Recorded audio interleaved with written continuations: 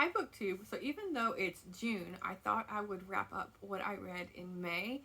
Even though I didn't film many, if any, videos in the month of May, I still participated in a BookTube event, middle grade May. I tried to read my books Z through A, last name of the author, because in middle grade March, I went A through Z. And I didn't get all of the letters because I just focused on the books that I own. So if I didn't have a letter, I just skipped on to the next one. And I read a total of 48 books in the month of May. 31 were adult and 17 were middle grade books. And so I just went through all of my books and I just picked out my favorites. I have 2 adult books to talk about and however many children's books. I don't know the exact number. I'll have a top 5 or top 8 or some random number. I'll just share them with you. But yeah, I had a good reading month. A lot of the books are smaller, so they were easy to get through. A little bit addicting to like fly through them like that. And I have a kind of like that going on right now with the Western books. But I still read quite a few bigger books. And one of the ones I have on my top 5, not top 5, however many top books I've picked for May. One of them was like something like 1,500 pages without the endnotes and index and all of that. So it was quite an accomplishment to get through, but it was just fantastic. So I'll start with the adult books. And the first one is actually a reread for me. This is the Persian Pickle Club by Sandra Dallas. And I love the cover. It's a quilt. And then the name has like the stitching on there, which I thought was like a nice touch. This is the first, I think it's the first book by Sandra Dallas that I've read. And I read this back in 2014, 2015. This is one of the first books that I read that was influenced, recommended through BookTube. Because I started watching BookTube way before I started making videos. And Helene Jepsen, is that her name? She doesn't make BookTube videos anymore, unfortunately. But I remember way back then her talking about this book. And so I went to my local used bookstore and I found this, and so I read it. I got rid of it, but it's been on my mind recently because I saw it at a used bookstore. And this is just a digital copy because once I read a book, most of the time I get rid of it. But this, I did really like it. It's one of my favorite books of May, but I know I can find it again, stuff like that. But I've read several other books by her. And Sandra Dallas, typically writes historical fiction set in the West, and she is a Denver, Colorado author. This one is set in Kansas, kind of like near Topeka, and it's set during the 1930s. So you have like the Great Depression and small town farming life, which I love the setting right out of the gate. And there is a mystery involved, but the main story is about this quilting group. The women from all these different backgrounds, different ages, coming from different stations in life, all get together and do a quilting session like once a week. And there's a mystery going on. There's a newcomer coming in, and things are happening. So yeah, and it kind of there's a twist, and yeah, it's just a delightful read. And so there is the Persian Pickle Club, and then the other adult book I have to flip through here because I can't figure out on this tablet, the iPad, how to rearrange my photos. Like, 'cause I was just saving them as I was going through the books, and so but I wanted to group them into adult and children's. It's beyond me, technology, I swear. So I'm just going to scroll through real quick to find the other adult book. And this is the chunker one, the 1,500 plus pages with the endnotes. This is What It Takes by Richard Ben Kramer. I'm not sure exactly how long this took me. It took me quite a while.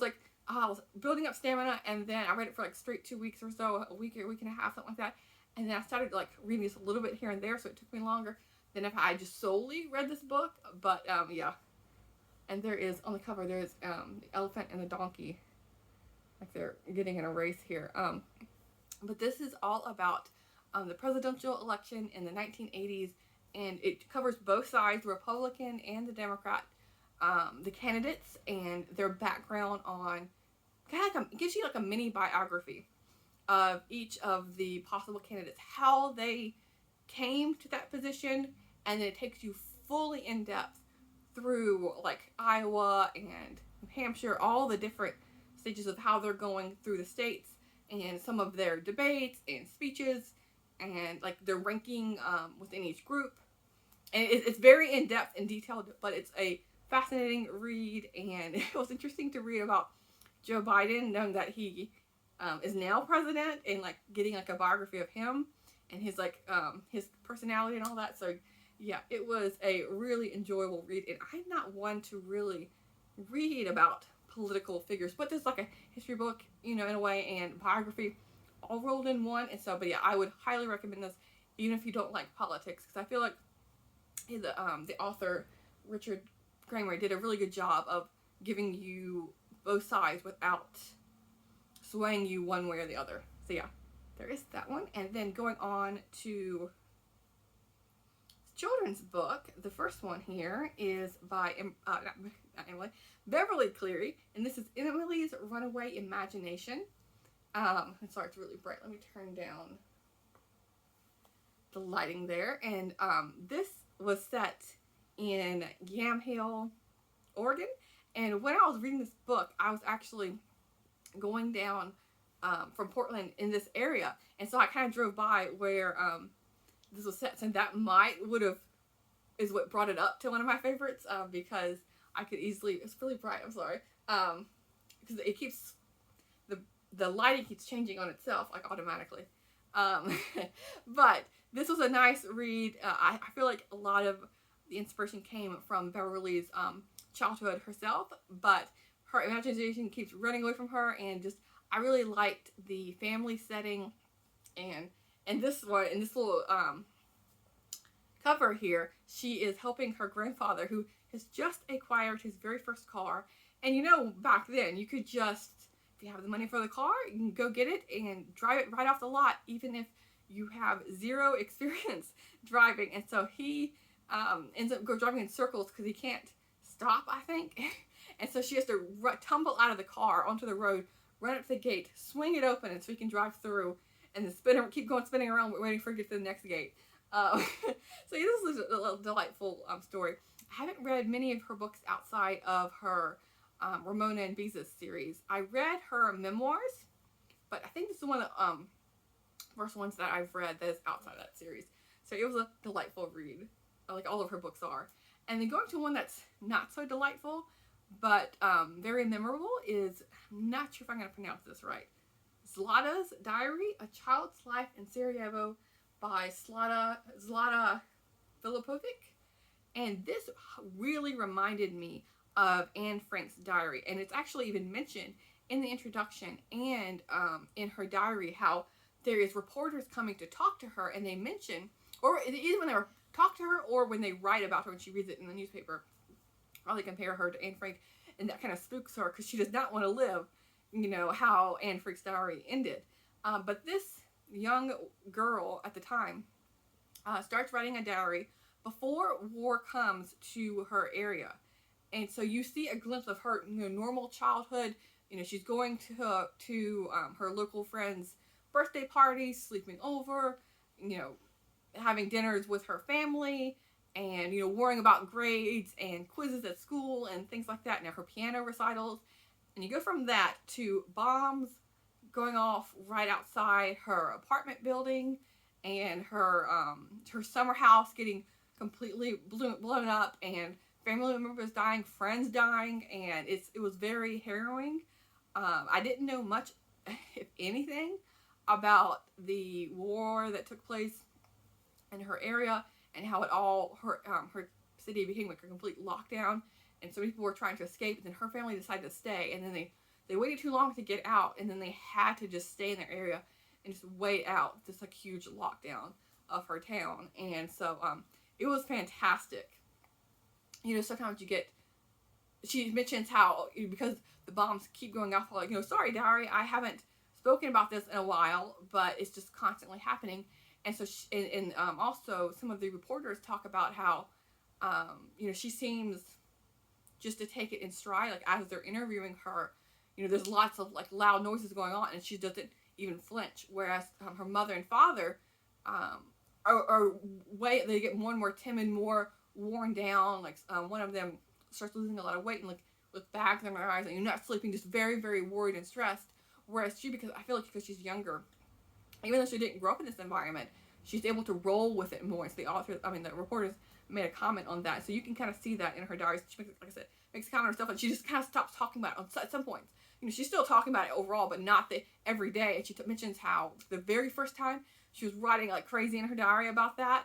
And that one always stuck out to her the very first time. But after that, there were so many that it all kind of blurs together. And I can see how that would easily be the case. But yeah, I highly recommend this book. I actually found this at a little free library. Never heard anything about it, but yeah, it was just a great read. And the next one is an author that I do know really well, and this is Karen Hess, and the book is Letters from Ripka. And so I know this is dark, I have to turn up the brightness here. But this is about a young girl named Ripka who is escaping her area, trying to go to America. I think it's like Ukraine. I can't exactly remember. I think it's Ukraine, somewhere in that area, or yeah, somewhere in that area, coming over, and she's like trying to, as they're making their way over, she gets stopped. I don't want to give too much away, but she gets stopped and has to separate from her family because she gets, what is it, like scabies, I think, or like the skin disease all over her head, and so she loses all of her hair, and they won't let her go to America until it's healed. And even when she gets there, when her hair starts healing, or head starts healing, they don't know if she will actually reconnect because of all these things going on. But it was just a really fascinating story, and I'm sure there's a lot of like real life inspiration from this book. And Karen Hess is, I feel like, known for her historical fiction as well. But yeah, this is one I hadn't been on my radar, but I think I might have found this at a little free library. I'm not sure. Maybe a used bookstore, because I recognize her the name, because she wrote Out of the Dust, which is one of my favorite books as a kid, which was told in verse. And speaking of verse, the other book on my top list is can I talk? Inside Out and Back Again by, again, an author. I'm not exactly sure how to pronounce their name. Sanhei Lei, maybe? And this is a Newbery honor book. And this is told in verse about, I'm just realizing, these children's books kind of are like overlapping in a way. Because this one is about a young girl who is living in Thailand and is going to America, to Alabama, I think it is. And the part that stuck out to me when I was going through all of the books that I've read, this one stuck out to me because there is a description of when she comes to America and lives with her American family in Alabama. They feed her chicken, like fried chicken. Like, oh, happy to share this, like, you know, traditional Southern cuisine. And she grew up in her area, being able to eat the chickens that they're raising in their backyard, like, you know, fresh, killed, prepared chicken, or your wild chicken, you know, not like these, like, you know, how we have them here. and then she describes how all her family, like, just kind of, like, some of them spit it out, some of them grinned and buried it as they're eating it, and she describes the American chicken as like soggy white bread, and I just could not get that image and that description out of my head. So yeah, but this is a really good book. Is there any other books? Okay, the last one is another Newbery Honor book, because I am still trying to read the Newbery Honor and Winter books, and I have a mix of them on my shelves. So I was trying, as I was getting to each like letter, I was trying to see if I had any that were under that. And so this one is Belle Priders Boy by Ruth White. And this is about, it's set in West Virginia, and I can't remember her name, but both of them, they're cousins, and they get put together because whatever his name is, the boy, gets brought into the girl's house because his mom up and leaves, and then the dad can't take care of him. He's, you know, like, I think he's like a minor, and he just doesn't have the time or the want or will to raise him, and so he gets dropped off at her house. And so then they talk about, you know, why did his mom all of a sudden leave, and where did she go? Because you know, she's her aunt, and so they could have this background story. They start looking at like pictures and scrapbooks, and talking to her family, getting history on what his mother's childhood was like. And so you have flashes of glimpses into their parents' childhood, along with them trying to grow up. And it was just a nice read as well. So those are all of my favorites, however many. Let me see. 1, 2, 3, 4, 5, 6, 7. Okay, yeah, 7. I knew it was a random odd number. But yeah, I was just picking as I was going through here. But yeah, for June, I keep saying this, but for June, I am planning on doing weekly wrap-ups. I have to. I feel like in order to share all of the books I've read. But anyway, I will talk to you soon. Thanks, BookTube.